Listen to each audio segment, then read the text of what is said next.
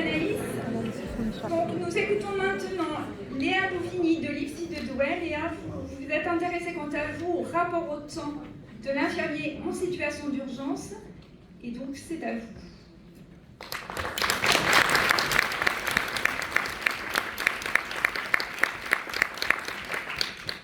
Bonjour à tous, donc je suis Bouvigny Léa, infirmière diplômée depuis juillet dernier. Et donc j'exerce au sein du CHU de Lille, dans le pôle de médecine intensive et de réanimation. Je suis ravie d'être ici aujourd'hui afin de pouvoir discuter ensemble du rapport au temps de l'infirmier en situation d'urgence et en particulier en service de soins critiques. Le temps. Une problématique centrale pour les professionnels de santé. En effet, le temps, au sein de nos services, est à la fois un indicateur, une preuve d'efficience, mais également une limite. Le temps est une notion aussi abstraite que personnelle et culturelle. Déjà à l'Antiquité coexistaient deux perceptions du temps. Le temps chronos, décrivant son caractère quantitatif, le temps qui passe et qui ne s'arrête pas, et le temps kairos, qui lui symbolise le temps de la juste mesure, comme a pu l'écrire Aristote. Le constat actuel en France met en évidence le processus de sénescence qui touche la population française. En effet, le gouvernement prédit une croissance de 49% des personnes âgées dans les 10 prochaines années, et avec cela une augmentation des demandes de soins, et en particulier en soins d'urgence. Cette tendance s'accompagne également d'une diminution du nombre d'infirmiers à l'hôpital. Et l'Ordre national infirmier a prédit en 2023, il y a quelques mois, une hausse insuffisante de la population infirmière pour soigner correctement l'ensemble des Français demain. Alors, face à ce déséquilibre entre demande de soins adressés aux services et les moyens qu'ils ont pour y répondre, les soignants sont face à un nouveau défi. Prendre soin rapidement et efficacement. Or, le rapport au temps de l'infirmier est déjà au cœur des préoccupations, puisque partagé entre manque de temps pour communiquer suffisamment avec son patient et la nécessité néanmoins de communiquer avec pour conduire une relation de soins optimale, les soignants se sentent un petit peu piégés. Pourtant, la communication est le pilier de toute relation soignant-soigné. Cette relation que nous pourrions d'ailleurs définir comme une relation complexe et imprévisible entre un soignant et une personne qui est soignée. Alors, c'est en ayant conscience de l'ensemble des formes de communication qu'il est possible de comprendre que, plus que ce que l'on dit, c'est la façon de le dire qui fait foi. Le langage du corps est le seul qui soit sincère. Par ailleurs, on sait également que là où la relation soignant-soigné nécessite du temps, l'urgence tend souvent à restreindre les possibilités de soins relationnels. En effet, en situation d'urgence, les soignants ressentent une pression temporelle et un stress liés à l'idée qu'il y a un risque fonctionnel et ou vital si une action n'est pas entreprise immédiatement. Alors c'est en conjuguant un ensemble d'expériences personnelles et professionnelles qu'il a été possible de comprendre que nous ne vivons pas la même mesure du temps et que les soignants ressentent quotidiennement un dilemme, choisir entre le soin relationnel et le soin d'urgence. Au décours de cette partie conceptuelle a également pu être étudié le concept d'expérience qui lui a mis en évidence l'importance de l'apprentissage expérientiel dans l'optimisation de la prise en soin d'un patient. Alors c'est avec un ensemble de connaissances relatives à ce contexte de soins et aux concepts clés étudiés qu'il est désormais possible de s'interroger sur le rapport au temps de l'infirmier et l'impact qu'il a sur la qualité de prise en soin relationnelle auprès d'un patient en situation d'urgence. Cette question de recherche a permis l'élaboration de 3 hypothèses mettant en lumière les facteurs influençant le rapport au temps de l'infirmier en situation d'urgence. Et ces 3 hypothèses ont été précurseurs de 5 entretiens semi-directifs réalisés auprès de 5 soignants, exerçant tous en service de soins critiques et ayant une expérience allant de 3 à 15 ans. Et sachez qu'après analyse à la fois descriptive, statistique et transversale des données, il a été possible de valider l'ensemble de ces hypothèses. En soi, il en est ressorti que les valeurs, les motivations du soignant influencent le rapport au temps de l'infirmier et améliorent la qualité de prise en soin relationnelle. Ce soin relationnel qui n'est d'ailleurs pas perçu comme étant la priorité en situation d'urgence par manque de temps, bien qu'il soit reconnu comme étant très important. Ils ont également évoqué que c'est l'expérience, le travail en équipe, le bon usage de la communication, le briefing, le débriefing et l'accompagnement du soignant qui permettrait de dégager du temps pour le soin relationnel. Enfin, 4 soignants sur 5 appréhendent la survenue de soins d'urgence liés à une crainte du résultat, un sentiment de manque d'expérience et un manque de formation en soins d'urgence. Et si maintenant, nous nous demandions quel est notre moteur?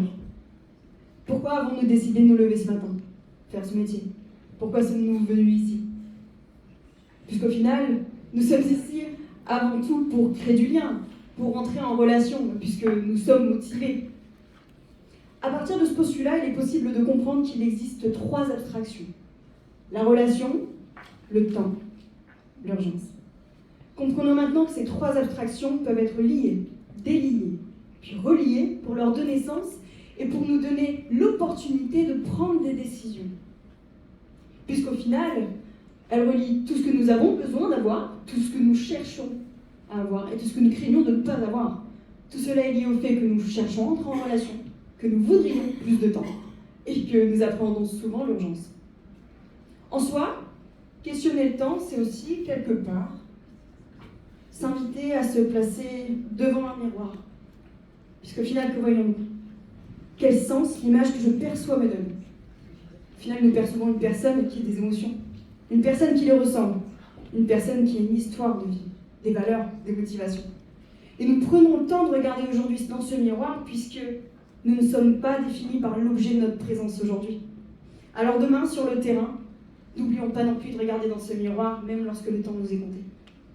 N'oublions pas non plus que la plus simple des communications pour apaiser, rassurer et sécuriser un patient en situation d'urgence n'est pas forcément chronophage et que de l'expérience, nous saurons en tirer des forces. Comme ont pu le dire des professionnels du CHU de Lille, dire aux urgences et dans l'urgence, c'est paradoxalement prendre son temps, car il n'y a pas d'urgence à dire afin de bien dire. C'est un soin relationnel qui influe sur la sécurité et le devenir du patient. Alors souvenons-nous qu'il est important d'offrir plus de formation aux soignants pour apprendre à communiquer différemment avec le patient et avec l'équipe, mais aussi pour améliorer notre efficience. Et ça, il me semble que ce sera l'objet d'une table ronde cet après-midi d'ailleurs. Et si maintenant, nous nous questionnons sur notre propre rapport au temps, puisqu'au final, oui, il est intéressant d'apprendre à questionner ses rapports au temps, parce qu'on a tout à gagner à comprendre que nous ne vivons pas la même mesure du temps. Des temps dilatés pour les uns et des temps raccourcis pour les autres. Aujourd'hui, les soins relationnels peuvent être inconsciemment dissociés des soins dits techniques. Et c'est cette dichotomie dans la perception des soins qui pourrait mettre le doigt sur ce qui est vécu sur le terrain et en prendre conscience pourrait être source d'émergence pour le prendre soin du patient, le prendre soin de l'institution et le prendre soin du soignant. Du patient. Alors, comme Walter Esville nous l'a rappelé, souvenons-nous que le soignant, donc le soin, doit être différencié des soins par l'intention que nous, professionnels de santé, voulons apporter aux patients. Puisque le soin, prendre soin ne signifie pas faire des soins. Trouvons ensemble demain des solutions pour mieux soigner. L'art étant également au service de la science pour apprendre à communiquer. Je vous invite à écouter cette reprise rappelant le message clé de cette communication.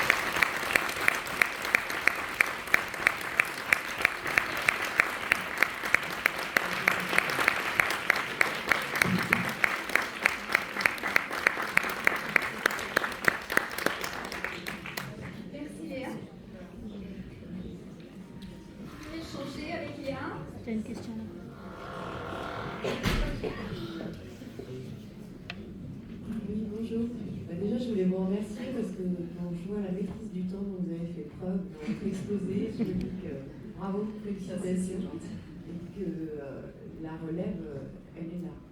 Je vois ça, je me dis waouh, c'est gentil d'avoir pris le temps justement de le faire.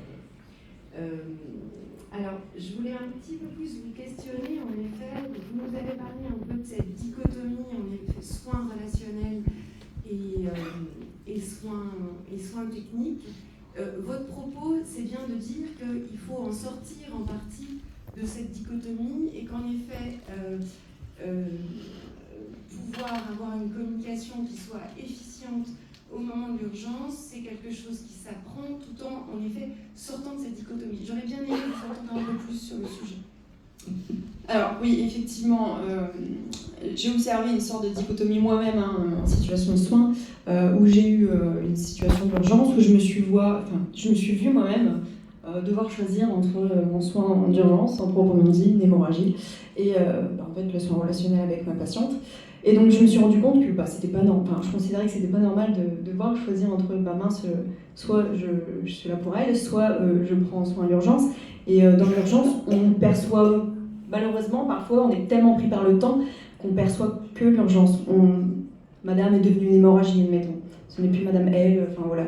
Et donc prendre conscience déjà de son propre rapport au temps, ça nous permettrait de se rendre compte que voilà, on est plus dans le chronos ou dans le kairos, ou voilà, on veut faire un petit peu des deux. Ça nous permettrait justement d'apprendre à mieux gérer son temps aussi. Après, il y a l'expérience. Mais au niveau de la dichotomie des soins, c'est prendre conscience aussi qu'on a cette dichotomie personnelle et que on est dans, enfin voilà, il y a pas mal de choses qui peuvent inconsciemment en fait nous amener à faire une dichotomie entre le soin proprement dit technique, une prise de sang, un bilan sanguin, une réanimation cardio-pulmonaire, enfin voilà, et le soin avec un grand S, prendre soin. C'est ne pas oublier que voilà, ce n'est pas qu'une pose de plâtre, ce n'est pas voilà, c'est derrière, voilà, faut prendre le temps de regarder une personne pour se dire mince, c'est pas juste l'objet de mon soin. Vous voyez ?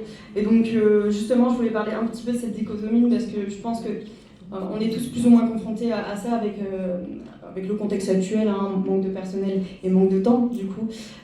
Et donc on se retrouve à devoir faire des soins et il faut penser à prendre soin aussi. Et donc on aurait tendance à oublier ça, donc c'est pour ça que je parle de ça. Merci.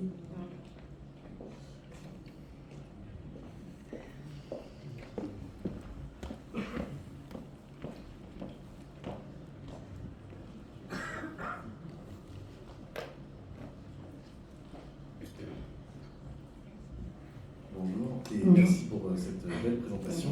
Une question justement sur la dichotomie que vous faites entre justement les soins relationnels et les soins techniques.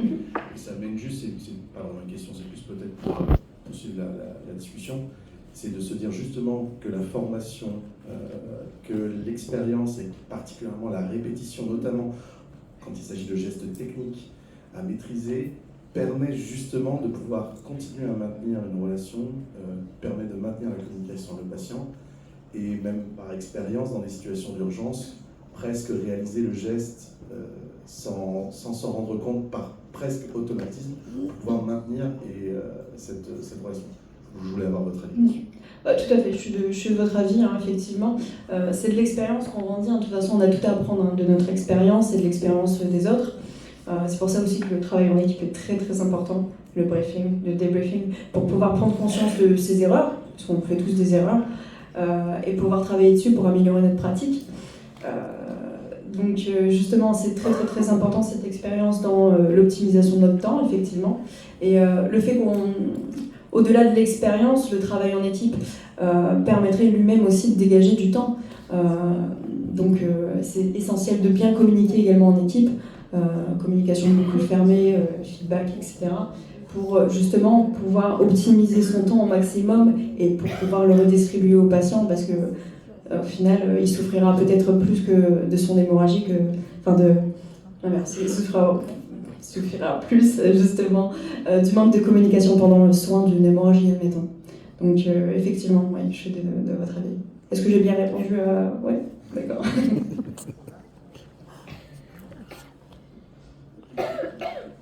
Bonjour. Dans la continuité, dans votre recherche, est-ce que vous avez, même selon votre point de vue, est-ce que l'expérience du professionnel de santé est forcément gage de prise en soin holistique du patient? De prise en soin comment? Holistique, c'est-à-dire prise en soin relationnelle, mais également technique. Pas forcément. Je vous dirais que l'expérience, ça permet vraiment d'optimiser un petit peu toute notre pratique soignante. Ça favorise aussi quelque part notre relation, parce que si on est plus à même à être, si on est plus ouvert à la relation parce qu'on est moins focalisé sur le soin, effectivement, ça peut la renforcer. Après, tout dépend aussi également du soignant, de ses facilités, ses compétences au préalable, parce qu'on n'a pas toutes les mêmes compétences à la base, on n'a pas toutes les mêmes appréhensions, et on reste humain après tout, donc libre à nous de nous améliorer comme on peut, quoi. Et avec les outils qu'on peut. Je sais pas si c'était... Ouais. Bonjour, merci pour votre présentation. Moi j'ai plus, c'est pas vraiment une question mais plus une remarque dans la continuité de travailler ensemble. Finalement il y a du coup le rapport au temps qui est propre aux soignants mais qui est aussi propre à chacun et aux autres professionnels, et ce rapport au temps est aussi conditionné par le métier de chacun. Et du coup comment appréhender cette diversité de rapport au temps aussi dans le travail pluriprofessionnel? Justement, en prenant conscience de son propre rapport au temps, on peut s'ouvrir au rapport au temps des autres. Parce qu'il y a les personnels, il y a aussi les patients qui n'ont pas du tout le même rapport au temps que nous. Hein. C'est pas pour rien, parfois ils sonnent énormément et en fait on comprend pas forcément pourquoi, mais quand on prend conscience qu'ils n'ont pas du tout le même rapport au temps que le nôtre, voilà. Donc pour les soignants, c'est aussi pour ça que c'est important aussi de savoir qu'on n'a pas tous le même rapport au temps et qu'on doit vivre ensemble et on doit s'adapter à chacun et comprendre que voilà, c'est un petit peu la danse des temps, hein, s'adapter au temps de chacun.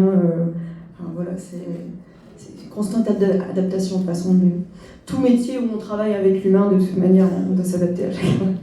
Je ne sais pas si vous êtes d'accord avec ça ou si vous avez autre chose. Bonjour. Bonjour.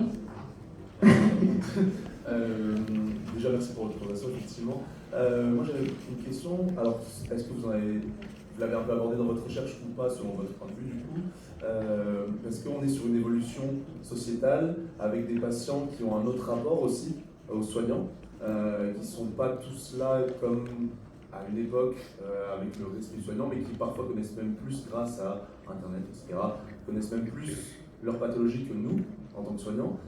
Est-ce que vous avez un peu cherché de ce côté-là sur le rapport au temps que donnait aussi le patient avec le côté, est-ce que le patient a forcément besoin de ce relationnel ou non, enfin voilà, ça pour avoir un peu votre point de vue. Donc, oui, par rapport au rapport au temps du patient, justement, donc le patient, il n'a pas du tout le même rapport. Je prends un exemple précis aux urgences. C'est simple, j'ai basculé du côté de patiente également, en situation d'urgence, et je me suis rendu compte que le temps n'était pas du tout géré de la même manière. Alors, vu que j'avais la casquette soignante également, je comprenais ce que faisaient les soignants, mais quand on n'a pas cette casquette, on se dit mince, qu'est-ce qu'ils font? Et notre rapport au temps est très très très allongé. Donc du coup, comprendre, faut que le soignant il comprenne que le patient n'a pas ce rapport au temps et qu'il aménage justement son temps pour pouvoir rendre plus digestif ou dire le temps du patient. Je ne sais pas si vous comprenez. Est-ce que j'ai répondu? Ouais. Dernière question.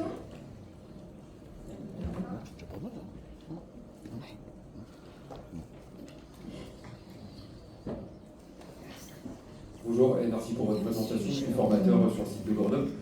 Juste pour conclure peut-être la séquence des questions, j'aurais bien aimé savoir ce que vous pourriez me conseiller de dire à mes étudiants sur la gestion du temps. Qu'elle est propre à chacun et que qu'est-ce qu'on pourrait dire à des étudiants? Alors moi j'aurais bien aimé savoir que le temps n'est pas figé. Quand on débute dans nos études, on est lent, on est des petites limaces, et je suis encore une petite limace, mais j'ai un petit peu évolué quand même, j'ai passé la 3e. Mais ce rapport au temps n'est pas figé, mais qu'il est nécessaire de comprendre que faut pas oublier non plus que notre patient il n'a pas le même rapport au temps. Et qu'est-ce qu'on pourrait rajouter à ça? se faire confiance, surtout, par rapport à ses rapports au temps, et voilà, ne jamais arrêter de se remettre en question, parce qu'en faisant ça, on s'ouvre au monde, et c'est beau.